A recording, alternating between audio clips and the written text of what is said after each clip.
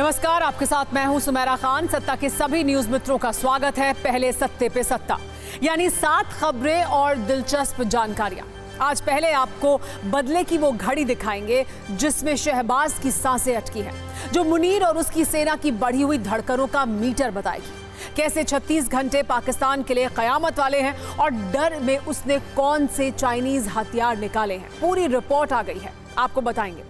आज प्रधानमंत्री मोदी ने पहलगाम के बदले पर सिर्फ कुछ घंटे में 5 बड़ी बैठकें की। इनमें एक बैठक सीसीपीए की भी हुई है। ये वही कमेटी है जिसकी मीटिंग के बाद वर्ष 2019 में भारत ने पाकिस्तान पर एयर स्ट्राइक की गई थी। आज राष्ट्रीय सुरक्षा सलाहकार बोर्ड का पुनर्गठन भी किया गया है। फिर आपको सत्ता में ये भी दिखाएंगे कि कैसे प्रधानमंत्री शहबाज शरीफ हमले से बचने के लिए यूनाइटेड नेशंस के सामने दंडवत हो गए हैं, गिड़गिड़ा रहे हैं और ये कह रहे हैं कि भारत को कोई तो रोक लो। पर यूएन की बातों को भारत को कितना गंभीरता से लेने की जरूरत है, इस पर आप गौर करिएगा।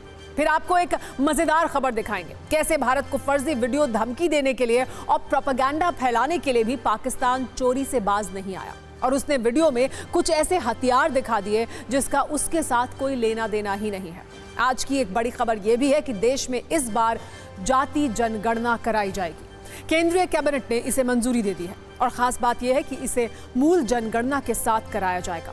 इस फैसले पर कैसे क्रेडिट लेने वाला सियासी कलेश शुरू हो गया है, यह भी नोट कीजिएगा। पुरी की तर्ज पर पश्चिम बंगाल के दीघा में एक भव्य जगन्नाथ मंदिर बनाया गया है, जिसका उद्घाटन आज मुख्यमंत्री ममता बनर्जी ने किया। इस मंदिर का निर्माण 20 एकड़ में किया गया है। इस मौके पर ममता ने कहा कि यह मंदिर मां माटी मानुष को समर्पित है और जो न्यूज मित्र 4 धाम यात्रा पर जाने के इच्छुक हैं, उनके लिए शुभ समाचार है। आज से 4 धाम यात्रा की शुरुआत हो गई है। पहले दिन गंगोत्री और यमुनोत्री धाम के कपाट खोल दिए गए, जबकि 2 मई को केदारनाथ धाम के कपाट खोले जाएंगे। वैसे तो समय की गति एक समान रहती है, लेकिन जब बुरा वक्त करीब होता है तो घड़ी की सुइयों की गति तेज लगने लगती है, रक्तचाप बढ़ने लगता है और दिमाग काम करना बंद कर देता है। आजकल पाकिस्तान के साथ भी कुछ ऐसा ही हो रहा है, जो दिन के उजाले में धमकियां देता है और रात के अंधेरे में दुनिया के सामने रहम के लिए गिड़गिड़ाता है। आज सत्ता में हमने पाकिस्तान के इसी डर को सच में बदलने वाली एक बदले की घड़ी बनाई है, जिसकी हर एक टिक टिक पाकिस्तान की धड़कनें बढ़ा रही है। प्रधानमंत्री नरेंद्र मोदी ने जब से भारतीय सेना को आतंक के खिलाफ खुली छूट दी है, तब से बात बदले की घड़ी की सुइयां बहुत तेजी से चल रही हैं। इस बदले की घड़ी में सुई का कांटा नहीं है, बल्कि पाकिस्तान की अटकती सांसें हैं। वो सांसें भारत के एक्शन के साथ कभी भी थम सकती हैं। इस बदले की घड़ी में सुई की टिक टिक नहीं, बल्कि पाकिस्तान के डर वाली धक धक है। इस घड़ी में बढ़ता हुआ वक्त नहीं, पाकिस्तान के लिए खत्म होता वक्त है, जो इस बात का इशारा है कि पाकिस्तान के पास अब ज्यादा वक्त नहीं है। एक एक पल पाकिस्तान के लिए बहुत भारी है। बदले की ये घड़ी आतंकियों को पनाह देने वाले शहबाज शरीफ के लिए मुश्किल वक्त का इशारा दे रही है। बदले की ये घड़ी पाकिस्तानी आर्मी चीफ आसिम मुनीर की आतंकी सोच के खत्म होने का वक्त भी तय कर रही है। बदले की ये घड़ी पाकिस्तान के रक्षा मंत्री और विदेश के बड़बोलेपन की मियाद की खत्म होने की सीमा भी ये तय कर रही है। यानी अब पाकिस्तान से प्रतिशोध का वक्त है। पाकिस्तान पर एक ऐसे प्रहार का वक्त है जिससे वो हमेशा याद रखे, जिसके लिए भारतीय सेना को फ्री हैंड मिल चुका है, जिसके बाद पाकिस्तान की सरकार भी ये मान रही है कि अब उनके पास ज्यादा वक्त नहीं है। पाकिस्तान में हालात ये हैं कि वहां के मंत्रियों को आधी रात को डर लगने लगा है। डर की वजह से पाकिस्तान के मंत्री सो नहीं पा रहे हैं। पाकिस्तान के लिए इस वक्त एक एक पल बहुत भारी है। वहां हर किसी को यह लग रहा है कि भारत रात में किसी भी वक्त हमला कर देगा। पाकिस्तान के इस डर का सबूत है ये वीडियो में दिख रहे शख्स का नाम अताउल्लाह तरार है। इनके पास पाकिस्तान के सूचना मंत्रालय की जिम्मेदारी है, लेकिन इनके मन में रात 1:30 बजे डर की डिलीवरी कुछ इस तरह हुई कि आधी रात को इनके चेहरे का रंग उड़ गया। भारत के हमले की दहशत ने इन्हें रात के 1:30 बजे प्रेस कॉन्फ्रेंस करने के लिए मजबूर कर दिया। आधी रात को इन्होंने मीडिया के सामने आकर ये कहा कि अगले 36 से 48 घंटे में भारत हमला कर देगा। हमें भारत के इस हमले के लिए हर तरह से तैयार रहना होगा। किसी तरह अपने डर को छिपाते हुए कहने लगे कि अगर भारत ने अटैक किया तो हम जवाब देंगे। सूचना मंत्री ही नहीं, पाकिस्तान के डेप्यूटी प्राइम मिनिस्टर के पैरों में दहशत से कंपन है। एक इंटरव्यू में उन्होंने कहा कि हमें भारत के हमले को लेकर चिंता है। क्योंकि भारत हमले की तैयारी कर रहा है, जिसके बाद उन्होंने भी वही रटी रटाई लाइन दोहराई कि हम भारत को जवाब देंगे। पहले आप पाकिस्तान के नेताओं के बयानों को सुनिए और पाकिस्तान में डर का मीटर कितना हाई है इसका अंदाजा लगाइए। पाकिस्तानी मंत्री तरार का बयान ये बताने के लिए काफी है कि शहबाज की सत्ता कितने बड़े संकट में है। इस संकट में फंसे पाकिस्तानी आर्मी के होश उड़े हुए हैं। उन्हें बिल्कुल ये समझ नहीं आ रहा है कि क्या किया जाए और क्या ना किया जाए। पाकिस्तान की आर्मी को सबसे बड़ा डर यह है कि भारत बालाकोट की तरह एयर स्ट्राइक कर सकता है, जिसका डर लाहौर से इस्लामाबाद तक है। यही वजह है कि लाहौर इस्लामाबाद के एयर रूट को बंद कर दिया गया है। पाकिस्तानी वायुसेना यहां 5 दिन की वॉर ड्रिल कर रही है। ऐसी जानकारी है कि पाकिस्तान ने गिलगित और स्कर्दू में सभी उड़ानें रद्द कर दी हैं, यानी पीओके के उत्तरी इलाकों की उड़ानें बंद हैं। डर का आलम यह है कि पाकिस्तान के सभी एयरपोर्ट हाई अलर्ट पर हैं। भारतीय एयर स्पेस से आने वाले हर विमान पर नजर रखी जा रही है। संदिग्ध विमानों से क्लियरेंस नंबर मांगे जा रहे हैं। पाकिस्तान को कराची और रावलपिंडी शहरों को खोने का डर सता रहा है, इसलिए आर्मी आनन फानन में इन शहरों में चाइनीज हथियारों की तैनाती कर रही है। पाकिस्तान ने भारतीय वायुसेना के राफेल और सुखोई विमानों को रोकने के लिए चीन से खरीदे गए HQ-9 एयर डिफेंस सिस्टम को तैनात किया है। पाकिस्तान को लगता है कि इस डिफेंस सिस्टम से किसी समुद्री हमले से वो निपट पाएगा। वहीं सियालकोट में पाकिस्तान की आर्मी ने अपने रडार सिस्टम को एक्टिव किया है ताकि किसी संभावित एयर स्ट्राइक को डिटेक्ट किया जा सके। वहीं फिरोजपुर सेक्टर में इलेक्ट्रॉनिक वॉरफेयर सिस्टम की तैनाती की गई है।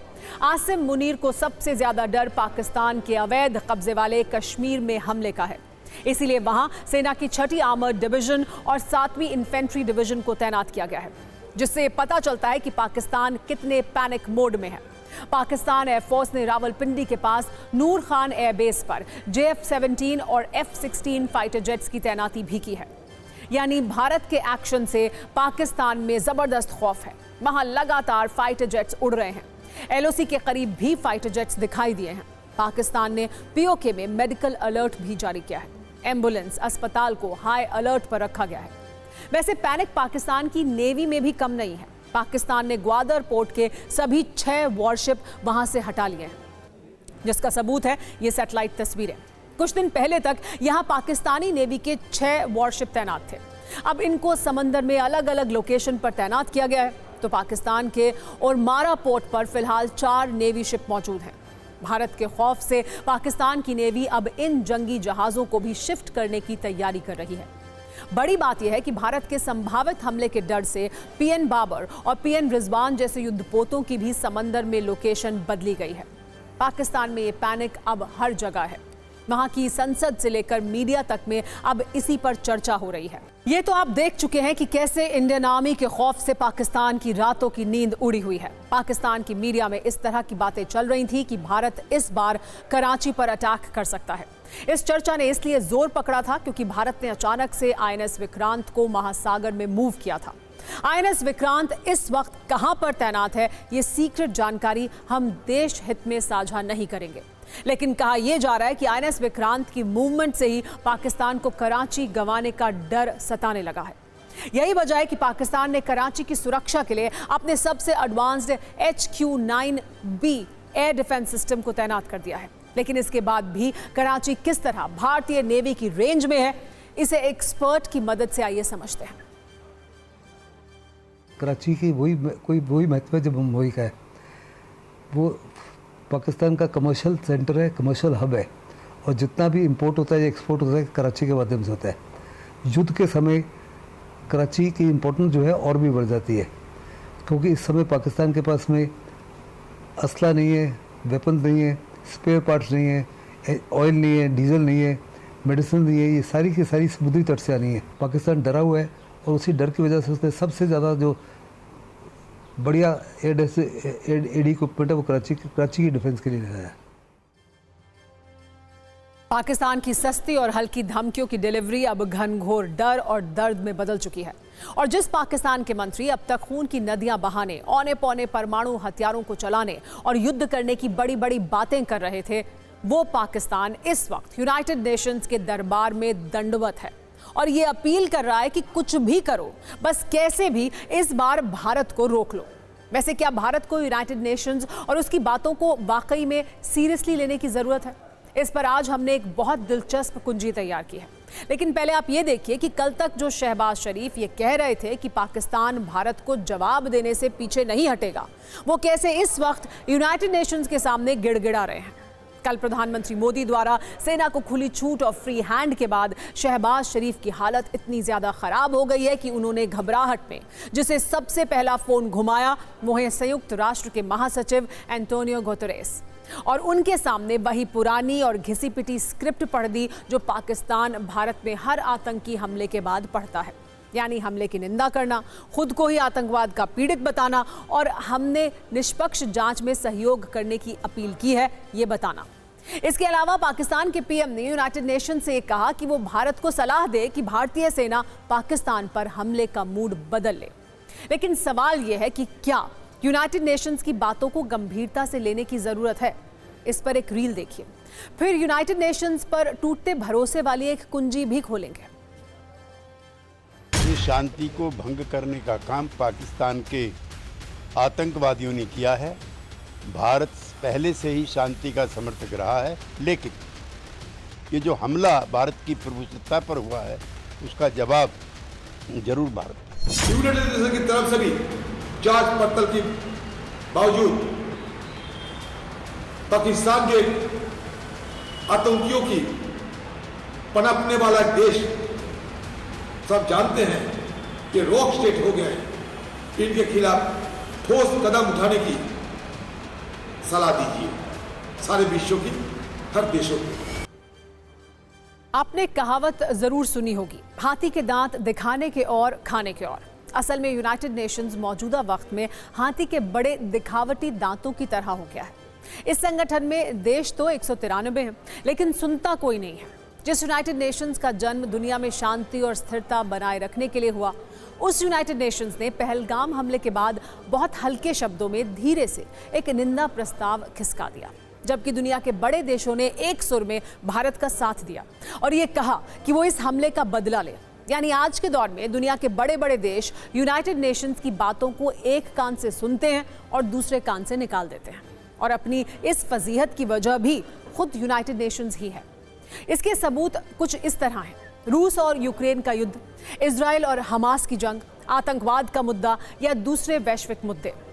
जब वर्ष 2022 में रूस ने यूक्रेन पर हमला किया तो यूएन ने जो एक काम बढ़ चढ़ कर किया वो था निंदा, क्योंकि रूस यूएन का स्थायी सदस्य है। इसीलिए उसने वीटो का इस्तेमाल करके अपने खिलाफ आए प्रस्ताव को ब्लॉक कर दिया। इजराइल हमास युद्ध में फिर यूएन पर धृतराष्ट्र की तरह सब कुछ देखने का आरोप लगा। 7 अक्टूबर 2023 को हमास के आतंकी हमले के बाद इजराइल की जवाबी कार्रवाई पर यूएन युद्ध विराम की अपील करता रहा, लेकिन ना इजराइल ने सुना और ना ही हमास ने। तब भी अगर यूएन ने कुछ किया तो वो थी निंदा, और आतंकवाद पर भारत में हुए आतंकी हमलों पर भी यूएन सिर्फ निंदा कर रहा है। इसलिए यूएन का नाम तो यूनाइटेड नेशंस है, जबकि उसका काम भी यूएन ही रह गया है, मतलब अनलिमिटेड निंदा। और ऐसी परिस्थिति में यूएन के शांति के कबूतर उड़ाने वाले ज्ञान पर भारत को कितना अमल करने की जरूरत है ये बिल्कुल स्पष्ट है। वैसे शायद आपको ये याद ना हो, जो यूनाइटेड नेशंस पहलगाम हमले पर भारत को शांति बनाने और कानूनी रास्ते तलाशने की घुट्टी पिलाने की कोशिश कर रहा है, उसे प्रधानमंत्री नरेंद्र मोदी खुद उसी के मंच से आईना दिखा चुके हैं। 2021 में प्रधानमंत्री मोदी ने यूएन को सलाह दी थी कि अगर वो सुधारों की दिशा में नहीं बढ़ा तो अपनी प्रासंगिकता और विश्वसनीयता दोनों खो देगा। अध्यक्ष महोदय, भारत के महान कूटनीतिज्ञ आचार्य चाणक्य ने सदियों पहले कहा था, कालातिक्रमात् कालातिक्रमात् काल एव फलम पिबती। जब सही समय पर सही कार्य नहीं किया जाता तो समय ही उस कार्य की सफलता को समाप्त कर देता है। संयुक्त राष्ट्र को खुद को प्रासंगिक बनाए रखना है तो उसे अपनी इफेक्टिवनेस को सुधारना होगा, रिलायबिलिटी को बढ़ाना होगा। यूएन पर आज कई तरह के सवाल खड़े हो रहे हैं। इन सवाल को हमने क्लाइमेट क्राइसिस में देखा है, कोविड के दौरान देखा है, दुनिया के कई हिस्सों में चल रही प्रॉक्सी वॉर, आतंकवाद और अभी अफगानिस्तान के संकट ने इन सवालों को और गहरा कर दिया है। एक तरफ पाकिस्तान यूनाइटेड नेशंस के सामने दंडवत है। पाकिस्तान के प्रधानमंत्री शहबाज शरीफ यूनाइटेड नेशंस के महासचिव एंटोनी गुतेरेस के सामने हाथ जोड़कर गिड़गिड़ा रहे हैं, उसे भारत के गुस्से से बचा ले ये कह रहे हैं। दूसरी तरफ पाकिस्तान की संसद में इस बात की प्रतियोगिता चल रही है कि आतंकवादी संगठनों को बचाने के लिए कौन कितनी कोशिश कर सकता है। आतंकियों को पालने पोसने और उसका लंबे समय तक फायदा उठाने की बात कबूल कर चुके रक्षा मंत्री ख्वाजा के बाद अब पाकिस्तान के विदेश मंत्री इसहाक डार ने यह कबूला है कि पहलगाम हमले के मामले में उन्होंने लश्कर तैयबा के नए आतंकी विंग द रेजिस्टेंस फोर्स यानी TRF को बचाने के लिए जान की बाजी लगा दी। इसहाक डार ने पाकिस्तान की संसद में खड़े होकर कहा कि UN सिक्योरिटी काउंसिल पहलगाम हमले में TRF की निंदा करना चाहता था, लेकिन इसका सदस्य होने के नाते हमने TRF को बचा लिया। इसहाक डार ने क्या कहा, पहले ये सुनिए, फिर हम आपको ये बताएंगे कि उन्होंने कितना झूठ कहा। दरअसल पाकिस्तान के विदेश मंत्री और शहबाज शरीफ के डेप्यूटी के तौर पर काम कर रहे इसहाक डार ये मानने के लिए तैयार नहीं है कि द रेजिस्टेंस फोर्स यानी TRF इस हमले के लिए जिम्मेदार है। इसलिए हम उनके लिए 2 पोस्टर लेकर आए हैं। पहला पोस्टर 22 अप्रैल यानी जिस दिन आतंकी हमला हुआ था उस दिन का है। इस दिन TRF ने आतंकी हमले के तुरंत बाद ये ऐलान किया कि उसके आतंकियों ने पहलगाम में हमला किया है। लेकिन जब TRF को ये लगा कि भारत उसके आतंकियों और पाकिस्तान दोनों का हिसाब करने वाला है, तो उसने हमले के 4 दिन बाद 26 अप्रैल को हमले में शामिल होने से इनकार कर दिया। दरअसल इसहाक डार ऐसे ही TRF को बचाने की कोशिश में नहीं लगे हैं, इसके पीछे बड़ी कहानी है। दरअसल लश्कर तैयबा एक बदनाम अंतर्राष्ट्रीय आतंकवादी संगठन है। इसके कई आतंकियों को अंतर्राष्ट्रीय स्तर पर प्रतिबंध लगाए जा चुके हैं। इसी से बचने के लिए लश्कर तैयबा ने द रेजिस्टेंस फोर्स यानी TRF का गठन किया। इस हमले के बाद TRF के खिलाफ भी कई सबूत इकट्ठे हो रहे हैं। पाकिस्तान को डर था कि कहीं TRF पर भी बैन ना लग जाए, इसीलिए उसने UN सिक्योरिटी काउंसिल के निंदा प्रस्ताव से इसका नाम हटाने के लिए जी जान लगा दिया। और इससे भी बड़ी बात यह है कि वो बेशर्मी से यह कबूल भी कर रहा है। वैसे पाकिस्तान को इसका बहुत फायदा नहीं होगा, क्योंकि भारत अब डोजियर से आगे डोज देने वाले उपाय कर रहा है। भारत के एक्शन से डरा पाकिस्तान बुरी तरह बौखलाया हुआ है। इस बौखलाहट में वो पिछले 6 दिन से लगातार LOC पर सीज फायर का उल्लंघन कर रहा है। पाकिस्तान की तरफ से परगवाल और अखनूर सेक्टर में गोलीबारी की गई। पाकिस्तान को लगा कि ऐसा करके वो भारतीय सैनिकों को डरा देगा, लेकिन अपनी इस गलती का उसे भारी खामियाजा भुगतना पड़ा। पाकिस्तानी फायरिंग के जवाब में भारतीय सेना ने उसकी कई चौकियों को तबाह कर दिया। यानी पाकिस्तान को संदेश बिल्कुल साफ है, LOC और इंटरनेशनल बॉर्डर पर सीज फायर उल्लंघन बंद करे या फिर गंभीर परिणाम भुगतने के लिए तैयार रहे।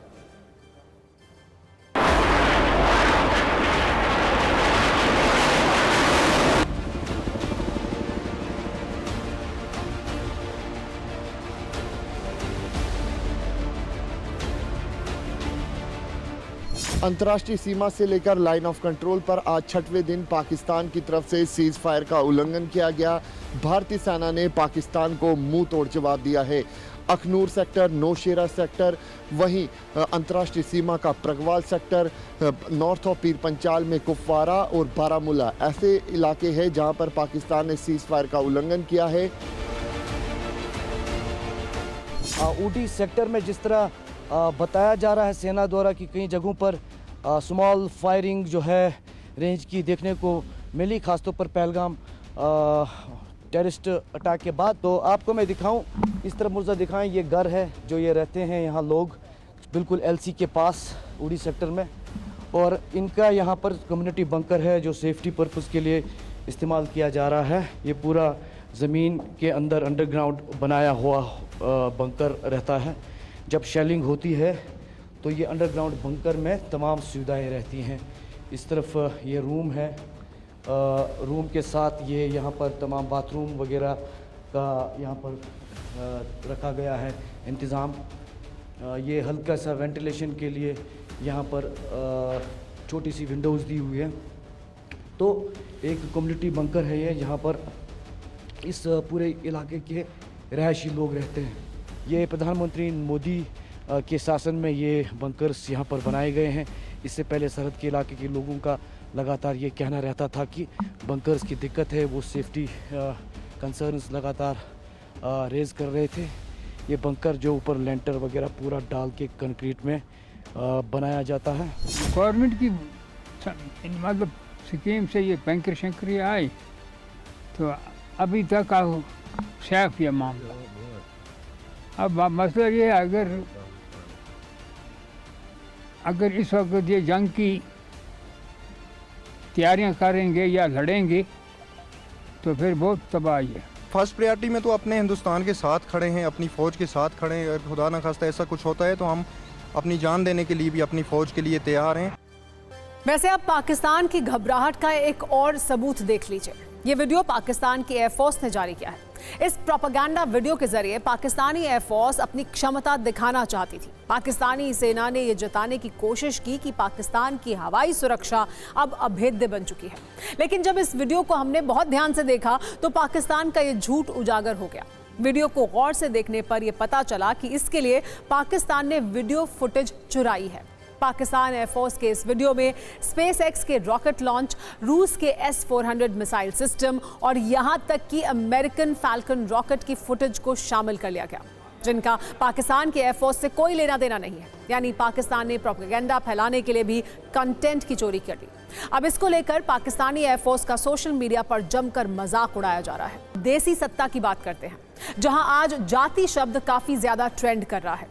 दरअसल भारत सरकार ने अगली जनगणना में जातियों की गिनती कराने का ऐलान किया है, जिसके बाद इसकी मांग करने वालों में हर्ष का माहौल है और पाकिस्तानी आतंक के खिलाफ वॉर से पहले सियासी क्रेडिट वॉर की शुरुआत हो गई है।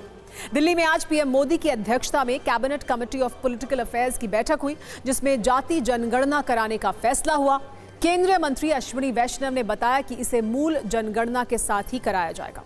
हालांकि ये कब शुरू होगा, इसका फॉर्मेट क्या होगा और ये कब तक चलेगा, इस पर अभी सरकार की तरफ से कोई विस्तृत जानकारी नहीं आई है।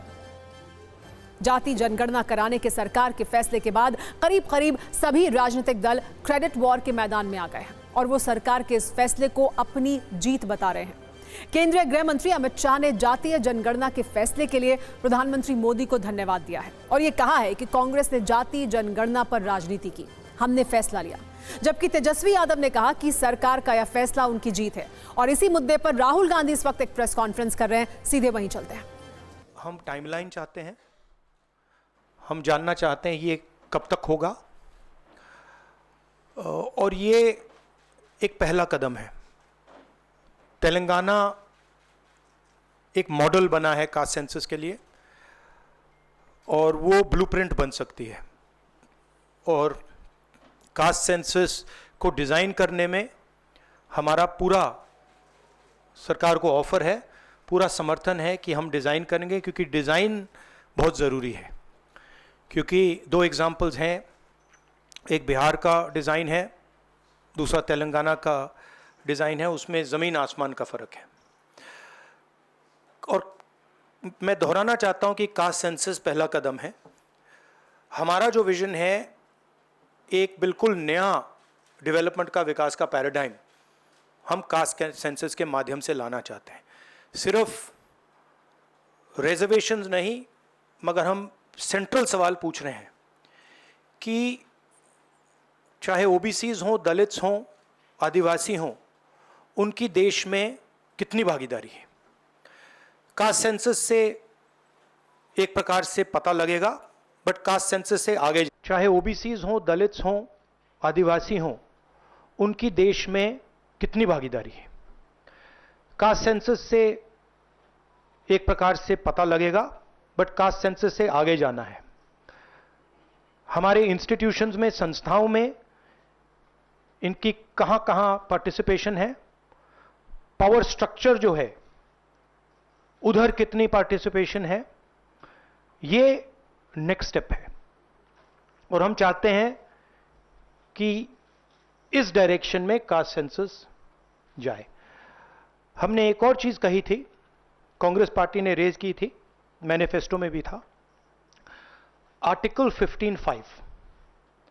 Article 15(5) is reservation in private education institutions.